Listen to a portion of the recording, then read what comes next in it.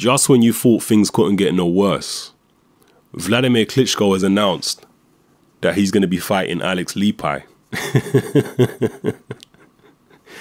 in his next fight.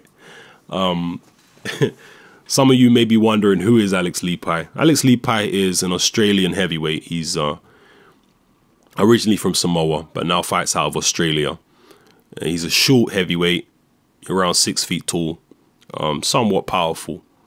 But he's fought, for the most of his career, he's fought an extremely low level of opposition. He doesn't have any wins other than his last win over anything like world-class opposition or even European level opposition. I mean, the wins on his resume, most of them are over journeymen and just obscure fighters you've never heard of in your life. And Leapai, just to give you a little bit of a heads up on this guy, Leapai was stopped last year in 2012 by Kevin Johnson. Yeah, the same Kevin Johnson who lost to Torhamer and prize fighter. The same Kevin Johnson who lost every round against Tyson Fury. The same Kevin Johnson who sleepwalked and lost every round against Vitaly Klitschko. Yeah, that Kevin Johnson. He knocked Alex Leapai out last year.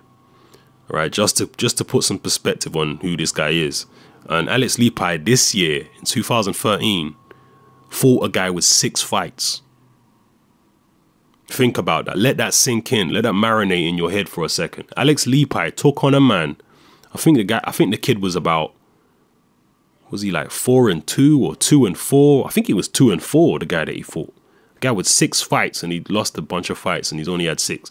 My days. All right. That is who Alex Leapai has fought this year, earlier this year. And Leapai got this title shot off the back of beating a supposed contender from Russia called Denis Boytsov, a guy who's been around for a while. But Boytsov himself doesn't deserve to be mandatory challenger or anything like that, because Leapai apparently is mandatory challenger, which is why this fight is taking place. But I think there's a lot more to it than that. I'll get into that in a second. But this is a terrible opponent for Wladimir Klitschko, following on from 2 previous terrible opponents, which were voluntary opponents, Marius Wack and Pianetta. Can't remember the guy's first name. Is it Francesco Pianetta? I can't remember now. But anyway, the past 2 opponents were voluntary opponents for Wladimir, and they were terrible opponents. And now he's taking on yet another terrible opponent in Alex Leapai. And no disrespect to Alex Leapai, he's just trying to feed his family. So, more power to him. But in terms of the heavyweight championship having any kind of credibility, this is just, another blow for boxing, man. Putting a guy like this in there with Wladimir, it just insults the heavyweight championship. And to me, it's incredible that the boxing fans in Germany will fill out, pack out arenas to watch Wladimir Klitschko, take on ridiculously overmatched opposition when there's blatantly so many other fighters out there who are more worthy and able to challenge him than this guy. But, Wladimir loves being able to pay these guys peanuts, because a guy like Alex Leapai, obviously, he's just there for the opportunity. He gets a little, he gets more money for the Wladimir fight than he'll be used to getting, but it's still peanuts compared to what a legitimate contender would get fighting Wladimir Klitschko.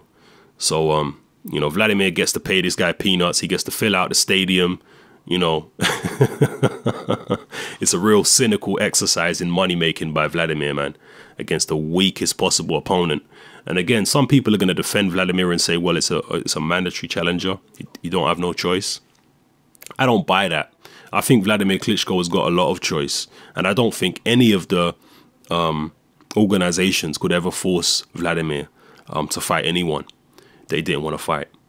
I think that they make people mandatory and only enforce it on Wladimir. I don't think they'd ever enforce it.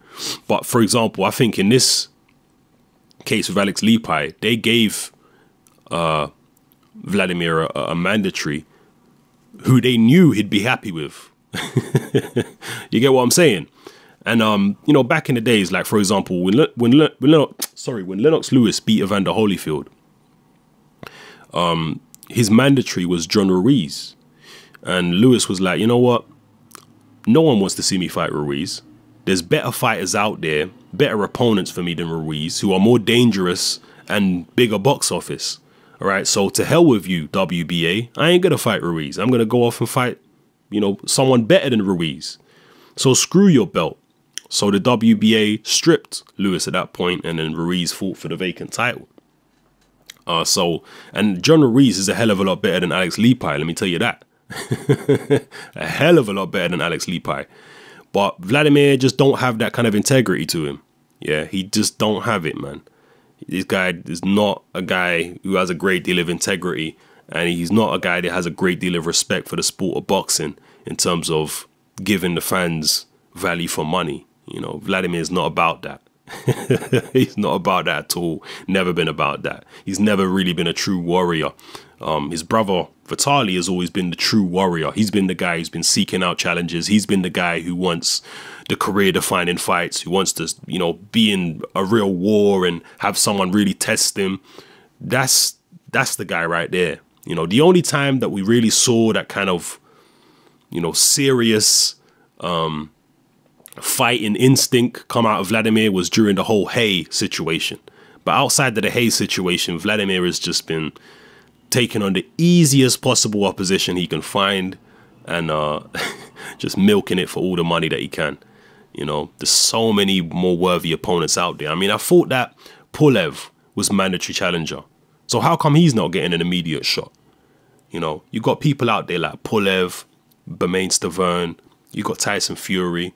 Even Derek Chisora is way more worthy of a shot at the heavyweight title than Alex Leapai or Marius Wack or Pianetta or any of them guys. You understand what I'm saying? So you got Chisora, you got Andy Ruiz, you got Deontay Wilder, you got a whole heap of young heavyweights coming up now who are way more dangerous and more worthy of a title shot than Alex Leapai. But somehow Alex Leapai gets made a mandatory challenger, and here we go. A very, very easy fight for Wladimir Klitschko. Leapai's got next to no chance. Yeah, the guy can punch a little bit, but Wladimir Klitschko ain't going to give him no opportunity to hit him on the chin. Leapai's slow. He's been knocked out himself. He's defensively not very good. I mean, this is just horrible. I mean, it's going to be similar to the Mormek fight. Horrible, horrible fight, man. And really sad to see these kind of things taking place in heavyweight boxing. You know, the heavyweight division is still in a lot of trouble because we've got these young contenders coming through, but none of the young contenders are fighting each other, and none of them are getting shots at the Klitschkos. So, I mean, it's like the Lord giveth and the Lord taketh away type of situation. You get what I'm saying? It's like we've now at least got the potential to have a good heavyweight division, but the fights ain't happening. We're still getting absolutely shocking garbage fights like Wladimir against Leapai. Garbage fight. Or Wladimir against Pianetta or against Marius Wack. Terrible, terrible fights. Yeah, and Wladimir is absolutely to blame. So please don't try and, you know, don't try and whitewash this, man. Yeah, Wladimir is absolutely to blame. If he had any integrity, he'd be trying to set up some meaningful fights right now. But no, it's just all too easy for him. Let me pick one of these obscure fighters from nowhere, put them in the ring, and these gullible German fans will just lap it up and, you know, come out in their tens of thousands and fill out football stadiums and stuff like that and watch the fight anyway. It's incredible to me, absolutely incredible. But you know, it is what it is. So yeah, Klitschko's obviously going to knock this guy out. It's not a competitive fight. It's a sad fight, man. Yeah, drop your comments below. This is Hatman. I'm out.